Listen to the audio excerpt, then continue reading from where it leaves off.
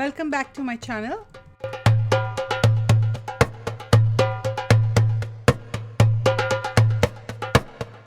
Today I'll be making this fabulous Saudi dish called chicken khabsa. For this we need to first marinate the chicken and roast it halfway through and then finish it on top of the rice. So for the marinade you need butter, garlic, turmeric, red chili powder, Zira powder, allspice powder, coriander powder, salt, onion powder, chaat masala, black pepper crushed, oregano and olive oil. Blend it all together to make a fine marinade. You can make this marinade in bulk and store it up to 2 months in an airtight container. This is 1100 grams of whole chicken with skin. I marinated it with salt overnight. Now we are going to remove the spine of the chicken, which is in technical term known as spatchcock or butterflying the bird. Now wait a minute, it's not that complicated. You just need a pair of scissors and evenly cut the spine out. That's it. It's super simple, super quick. Now obviously you can avoid this step and cook the whole chicken as it is, but I prefer this way because it evenly exposes the chicken thighs and drums to more heat, which helps them to cook more evenly and faster. Here I made a slit on the breastbone and pressed it. Pull the chicken wings tips and tuck it under to avoid it from burning.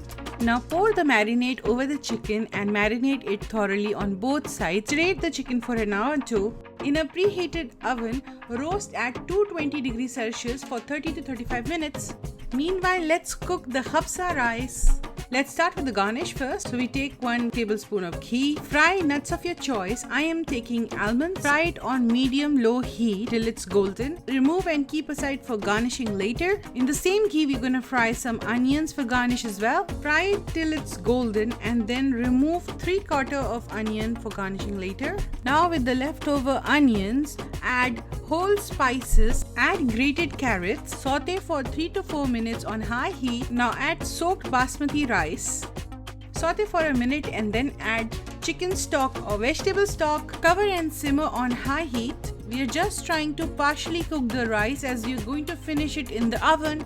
The quantities are mentioned in the below description box. Meanwhile, remove the chicken from the oven and transfer it to a dish.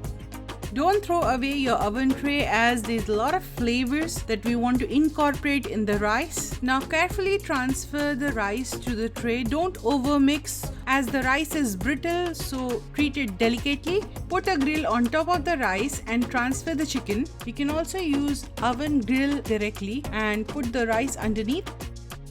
Preheat oven at 220 degrees Celsius. Roast it for another 15 to 20 minutes. Roasting time may vary depending on the oven and the size of the chicken. Remove from the oven. Before portioning your chicken, you need to rest the chicken for at least 5 to 10 minutes because if you cut it immediately, you might end up with a dry chicken.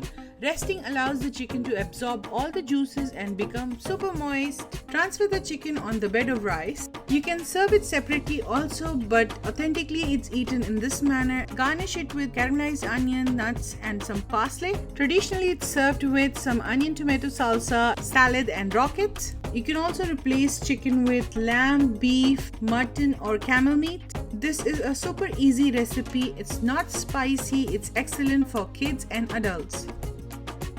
If you like this recipe, don't forget to subscribe and press the notification button as I upload every Saturday and Monday.